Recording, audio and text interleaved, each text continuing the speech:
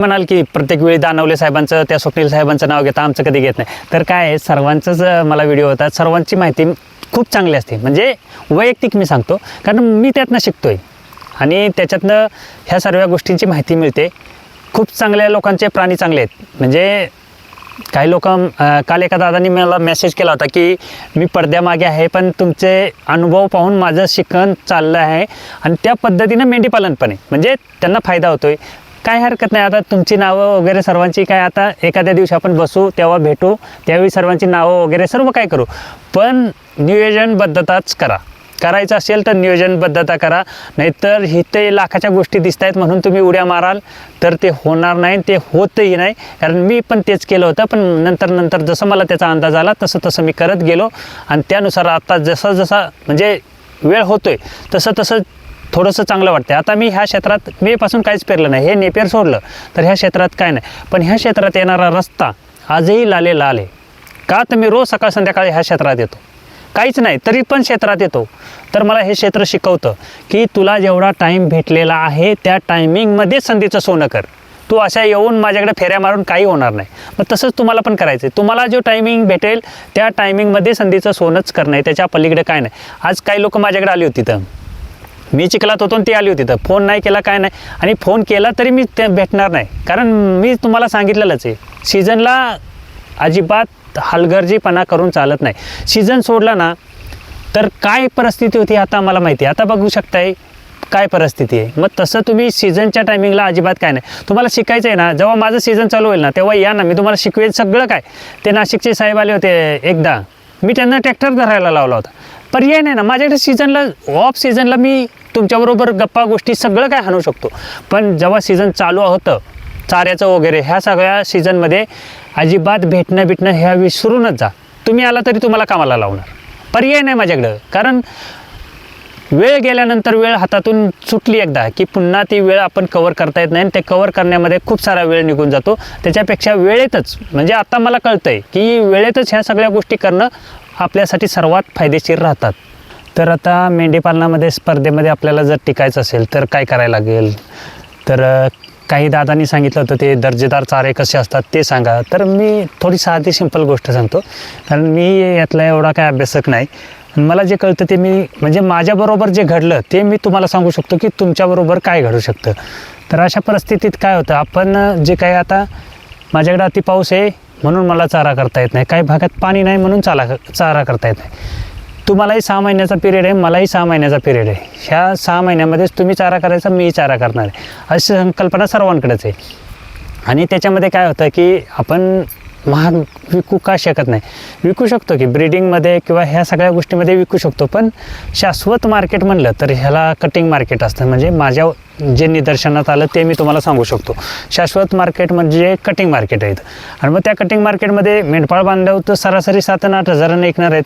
मला पण त्याच रेंजमध्ये विकावं लागणार आहे. मी तिथं बाजारात नेऊन काय म्हणणार आहे का हे नारेश्वरने हे एवढ्या पैशानं घ्या, तर तिथं कोण घेत नाही, कारण ते कापायलाच सर्वांना घ्यायचं असतं त्या पद्धतीने. तर मग ह्याच्यामध्ये स्पर्धेत टिकायचं असेल तर काय करायचं, आपल्याकडे एक प्लस पॉईंट आहे की जो काही चारा बनवू आपण, म्हणजे मक्याचा मुरघास करा, कडवळाचा करा, अजून तुम्हाला कुठली संकल्पना असेल मुरघास करण्याची त्याची करा. आणि हे पीक आहे तर दुसरं पीक चालू कसं होईल ह्याची एक संकल्पना ठेवा. मी करणार आहे माझ्या वेळी, म्हणजे मी जेव्हा आता मक्का वगैरे करेन त्यावेळी मी तुम्हाला दाखवेन की डबल, म्हणजे जसं दानवले साहेब मला पाठवतात व्हिडिओ चायनामधले की हे पीक काढेपर्यंत दुसरं पीक येतं, त्या पद्धतीनं मी तेच नियोजन ठेवणार आहे. आणि आपल्या जे काही लेंडी खत आहे त्याचा पुरेपूर कसा फायदा करता येईल आपल्याला, हे एक गोष्ट करा. आपल्याला खर्चाची बचत करायची, म्हणजे खुराक घालणे वगैरे ह्या सर्वांची बचत करणे. आता मला एका दादानी फोन केला होता की 56 लाखाचा मेल आहे माडग्याचा. आता 56 लाखाचा मी मेल घेऊन करणार काय, मला साधी 10,000च्या पलीकडं 20,000च्या पलीकडं मेंढरं विकता येणार. 56 लाखाचा मेल घेऊन मी तरी काय करणार आहे.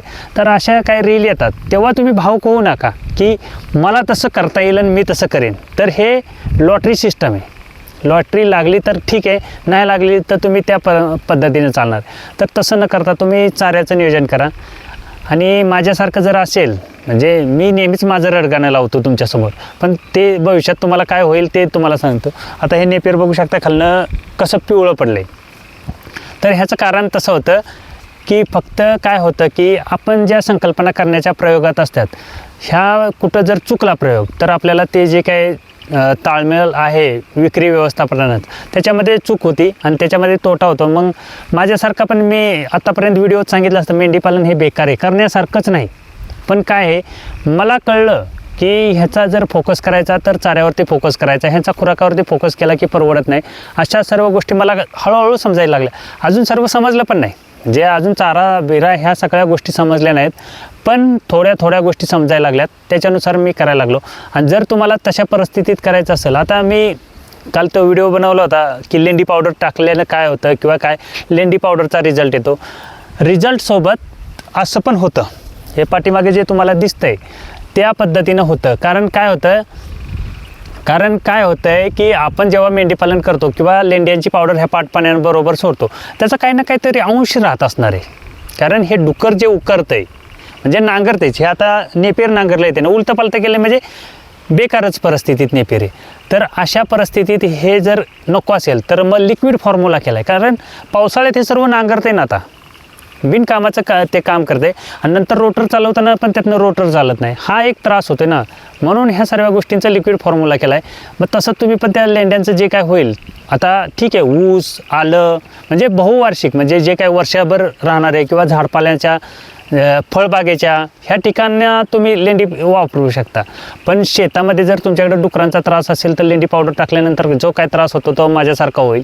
मग त्याच्यापेक्षा असं जर काय होत असेल आणि जे काय पिकाला लागतं म्हणजे NPK जे लागतं, नायट्रोजन फॉस्फरस जे काय असतं ते लेंड्यातनी आहेच ना.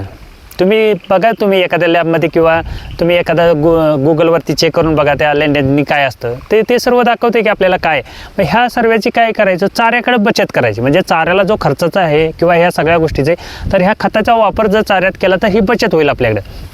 आणि त्याच्यातनं मग काय करता येईल की आपल्याला हे जे मेंढपाळ बांधव आहेत त्यांच्याबरोबर कॉम्पिटिशनला राहता येईल. कारण त्याच्याप्रमाणे विकता पण येणार ना. आपण म्हणू का त्यांना की नाही तुम्ही करू नका आम्हाला करायचं आहे, तसं काही बोलता येत नाही. किंवा ते आपल्याला कधी म्हणणार नाहीत की तुम्ही करू नका आम्ही करतोय, तर तसं काही करता येणार नाही. तर आपण सर्वांनी त्याच पद्धतीनं चाललं पाहिजे जे बाजारभाव चाललं आहे. आता मस्त म्हणू की मी ब्रीडिंग वगैरे सर्व सांगतो, पण सर्वसाधारण जे काही शेतकरी आहेत आपल्याकडे कांद्याचा भाव बघा, कधी पडले की सर्वांचेच पडतात ना. आपल्या हातात काय असतं का, नसतंच ना. मग मी थोडीनं ऑर्गॅनिक केलं आहे मग माझा रेट, तसं काय नसतं. ऑर्गॅनिक ते मग सरासरीनंच सर्व चालतं.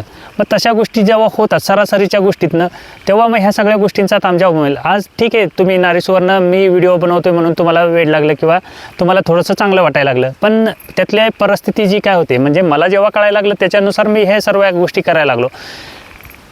मुरगास जर असेल, मक्याचा असू द्या, कडवळाचा असू द्या किंवा तुम्हाला दुसरी काही संकल्पनेचा येत असेल तर करा, तो चांगला. पण ज्याला दाणं येतात त्याचा मुरगास सर्वात उत्तम. बघा मी काय सांगतोय म्हणजे मला जेवढं ज्ञान आलं त्याच्यातनंच मी सांगतोय. ज्या धान्याला दाणे येतात म्हणजे कुठलाही चारा लावा तुम्ही त्याला दाणे येत असतील तो मुरगास चांगला, ह्याचा मुरगास चांगला नाही. भले मी लावले आता ते पिवळं पडले पावसानं म्हणजे कुजायची वेळ आली त्याची, तर ह्याचा नेपेर चांगला नसतो, हे म्हणजे ह्याचा मुरगा चांगला नसतो. पण तशा काही संकल्पना येत आहेत का, मग तसं काय तुम्हाला करता येईल का. आणि 100% जरी मुरगासावर कोणी ठेवलं तरी ते 100% मुरगासावरती होतं. फक्त करताना ती कन्सेप्ट वापरा. आणि मुरगासाला बुरशी लागणारच नाही अशी एक मी म्हणजे माझ्याकडे थोडंसं नियोजन आलं आहे. म्हणजे मला कुणीतरी सांगितलं आहे, म्हणजे असं मला समजतं असं नाही, तर मला कोण नाही कोणतरी सांगत असतो असं केलं तर असं होतं, तसं केलं तर तसं होतं.